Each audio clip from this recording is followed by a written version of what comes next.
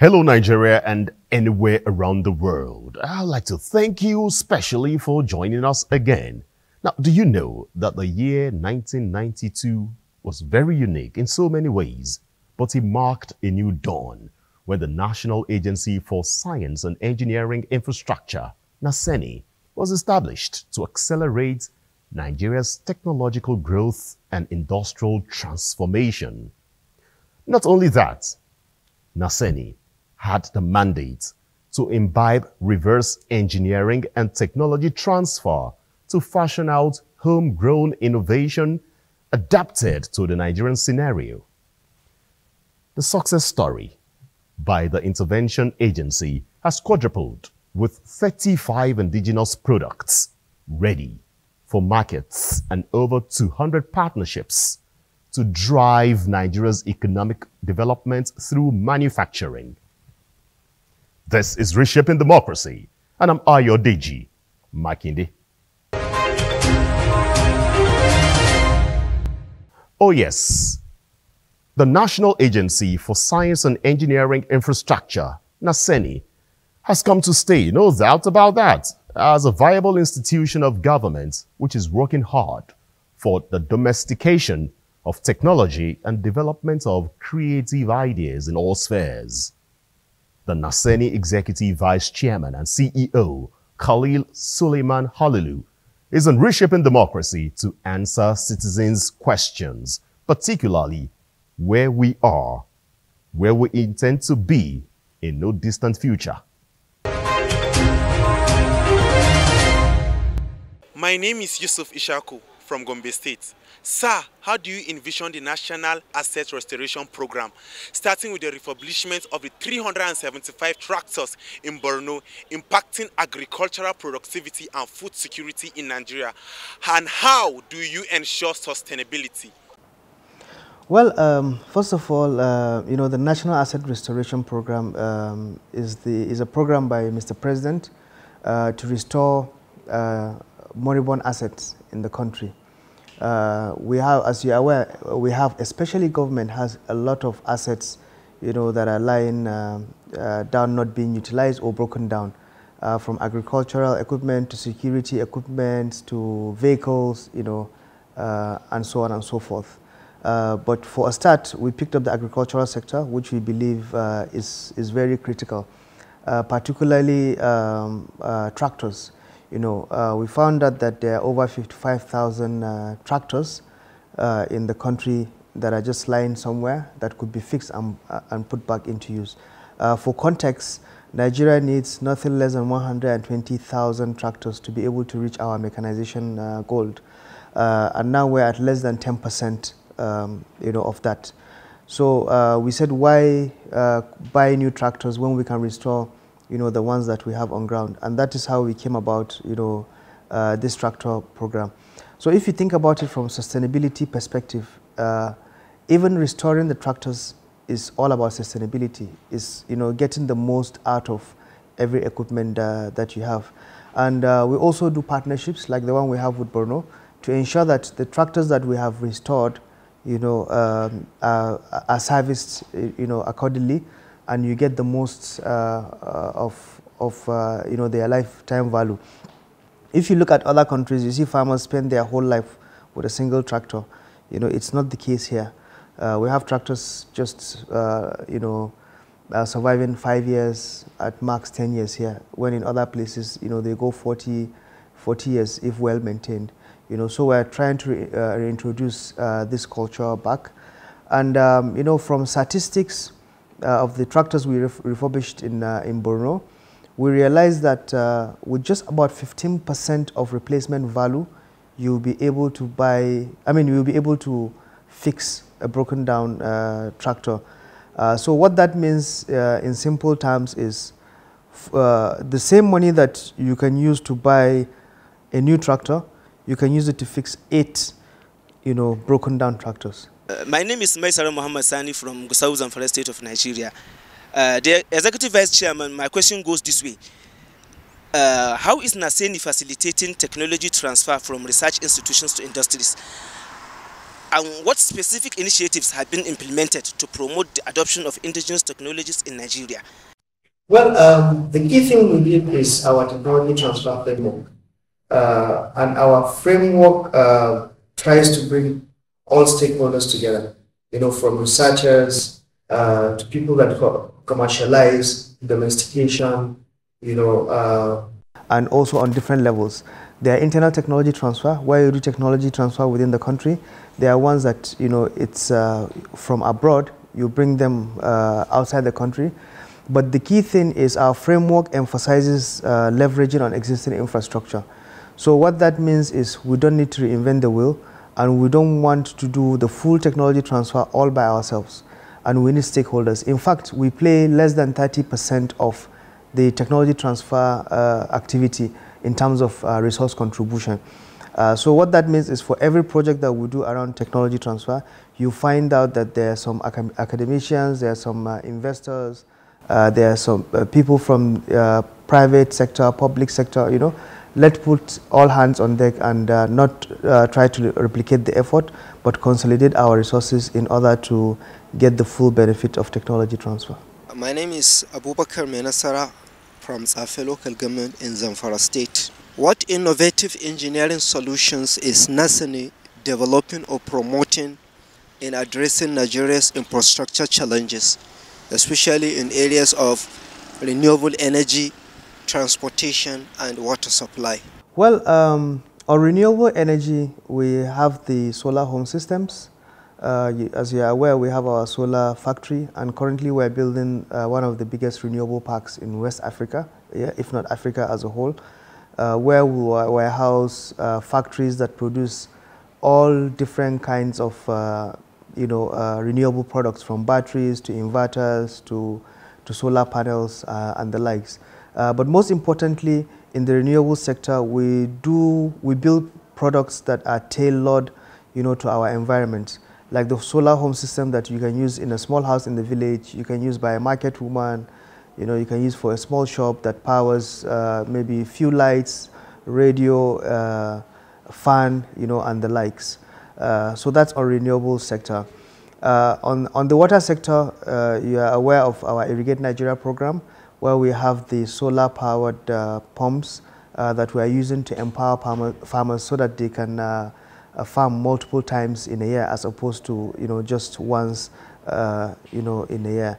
And on transportation, all our equipment for that factory have arrived, and we're at the construction stage. And all the prototypes we've gone through them. So soon you see Naseni electric vehicle on this also Nigeria. So that's the different interventions that we have for the sectors that are in Nigeria. Nigerians typically want to do everything from scratch, which also has its own problems. Because technology evolves rapidly, you need to catch up before you start breaking down into this. If you remember how China did their own, was they started copying. In fact, people used to mock China for copying products from Europe, but now Europe goes to China for production, So the key thing is you need to find a starting point. And for us, where we see Nigeria has advantage is assembly, because our labor is cheap. So we want to leverage that strongly and be able to compete globally, because very few countries can compete with Nigeria when it comes to reasonable labor costs, and from that we start to break down the different components and see which ones make sense, to produce locally. And that is something about globalization that I wish a lot of Nigerians will understand. You don't have to build everything. In fact, you put yourself at a disadvantage if you try to build everything. But you need to understand what are you competitive at, and then build it and get the maximum economic value, then scale into other sectors. My name is Fagbaike Ilerioluwa. I'm from Ede. My question is, how is Naseni supporting the development of science, technology, engineering and mathematics, STEM, education in Nigeria? And what initiatives are in place to encourage more young people to pursue careers in science and engineering? Well, we have quite a number of initiatives. One of them is the Delta 2 program, where it's an exchange between Nigeria and Czech Republic with regards to technology transfer. We always find an organization or a young person that do all the same or similar things, one in Nigeria, one in Czech Republic, and we pair them together so that they will be able to innovate something for the good of the two countries. Another initiative we have is the Delta program, which is developing engineering leaders through her, where we support mainly female engineers. As you are aware that Nigerian female engineers percentage is below world average, so we're trying to promote more women to come into the engineering space. And of course, we have our innovation hub, where we bring in young people to help polish, their ideas and be able to build products that are market friendly, that can be replicated and also scale up, commercially. Another initiative we have is the Hatchbox.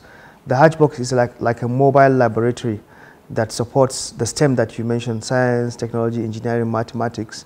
And in the box, you have all the tools required and the necessary kits, that could be used to be like a hatchbox where you hatch ideas and also enable young innovators build prototypes and the likes to be able to scale their innovations. My name is Abe Said Okwemi. I'm from Oshobo. I have a question. What partnership or collaboration has Naseni established with local and international organizations to ensure resources, expertise, and funding drive innovation, technology transfer, and science development in Nigeria? Well, we have quite a number of partnerships. Some we do it with groups. One of our partnerships internationally is with a group called ZPAC.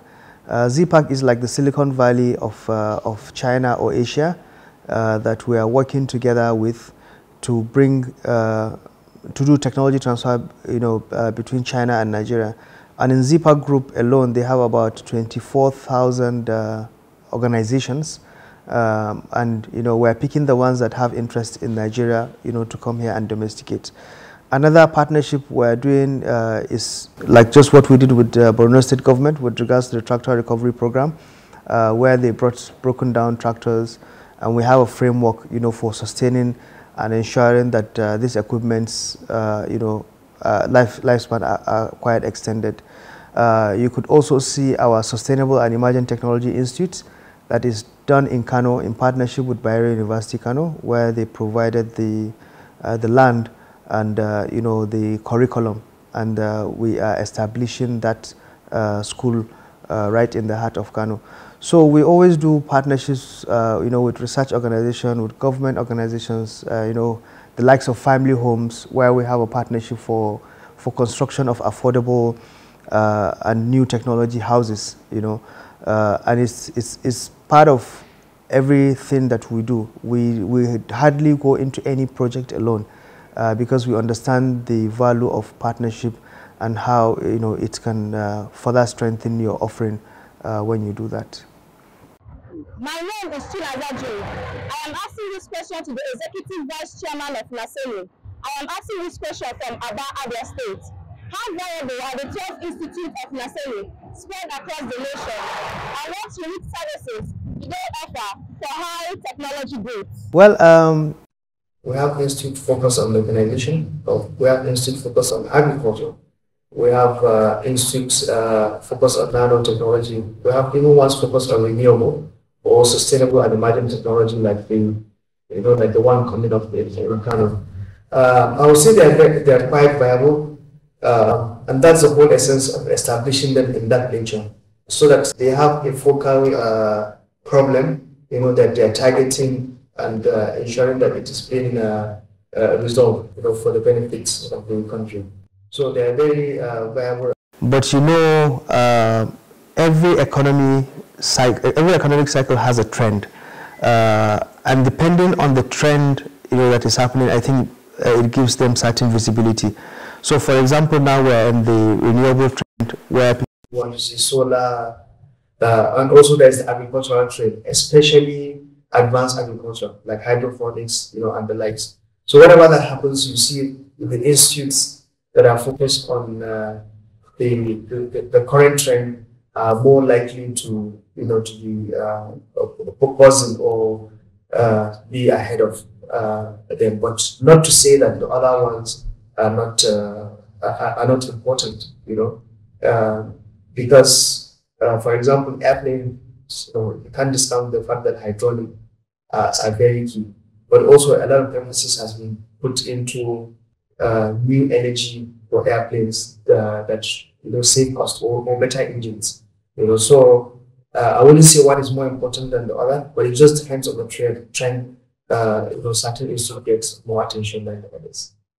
My name is Uchechukwu Wadire, and I'm asking this question to the Executive Vice Chairman of Naseni. How much emphasis has been given to staff welfare and development are prerequisites for growth of technology transfer-driven organizations? When I took over this role at Naseni, our number one promise is to make Naseni the employer of choice. And before doing anything, one of the first things we fixed was staff welfare. To ensure that there is a very conducive environment, staff are well compensated, because you are partnering with international organizations of all levels and all standards. You cannot afford to have staff that are not treated well, because good staff and comfortable staff are the heart and engine of every organization. So this is a no-brainer for us. We've done a lot with regards to staff welfare, and we are constantly pushing the boundaries with the limited resources we have to see how do you keep, and also how do you also retain your staff. So you have to give them the best working conditions, and that's not all about money, but how they are being treated across board, their mental health, working tools, working environment conditions, and working hours, and so many other things, that a staff require to be very comfortable in order to deliver their best. My name is Princess Godsent Osarimen in Lokoja, Kogi State. Vice Chairman, sir, what is Naseni's contribution to industry and manufacturing, especially small-scale agro-align and cottage industries? Well, for the industry in general, before going to the small scale, I believe our contribution is making policies, number one, and also leading by examples. For the first time, Naseni is stepping into production. Prior to this, we're just doing research and one thing here and there.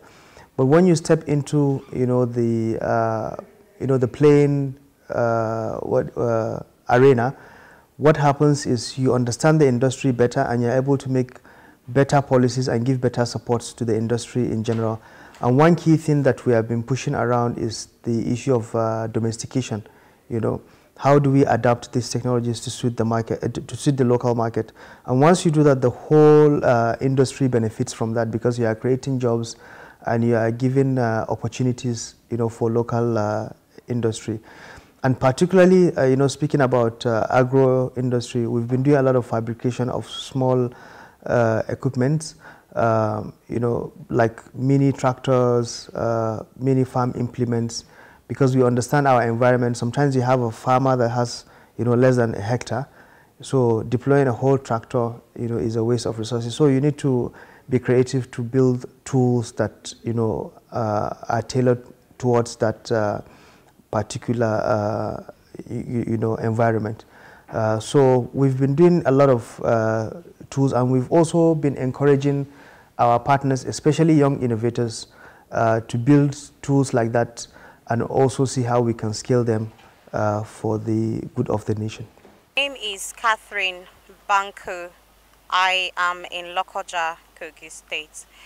Vice Chairman, sir, I want to ask, where has the Naseni brand reached under your leadership, and where do you think it would be in the nearest future under the watch of Mr. President? Well, first of all, I would like to use this opportunity to thank Mr. President for giving us a free hand, and also encouraging young people to take a huge responsibility, for putting Naseni forward. With regards to our brand, I think significant progress has been made. It's just been over a year, since I assumed this role. And currently we have over 35 products that are market ready. And we've fostered over 200 partnerships, been able to bring, companies from outside the country to come and produce in Nigeria, and also pair them with local, companies to ensure that there is sustainability and Nigeria is no longer a dumping ground. And if you look at the impact of this, you are saving the country forex, you are creating employment, and in some instances, you are even generating, hard currency by means of exporting, and you are doing value add. So, the brand has been stronger than ever, and going forward, we want to see Naseni brand in every household of the country. So when you look left, right, you see Naseni products everywhere, because we strongly believe that the essence of research is to be able to carve out a product that the average Nigerian can use, and benefit from it. And the impact with that is enormous. So we believe that, hitting that target, which, we're very close to that, will really solidify our brand. So to your question, our brand has never been this strong, and we are going to push it to even be stronger.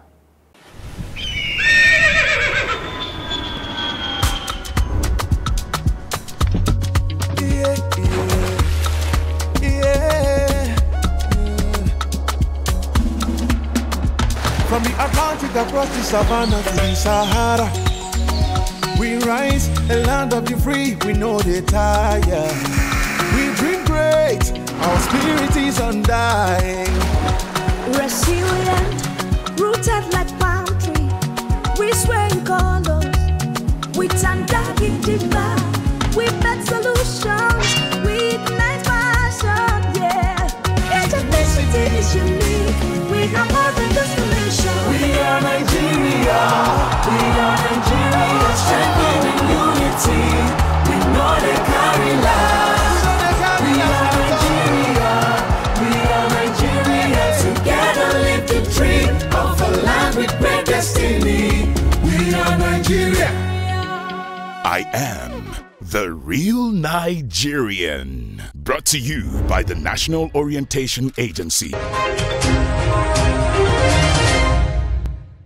Well, that was quite engaging by the CEO of Naseni. But developing young creative minds, promoting women in engineering, creation of innovative hubs, plus the National Assets Restoration Program for enhanced agricultural productivity are some of the breakthroughs by Naseni.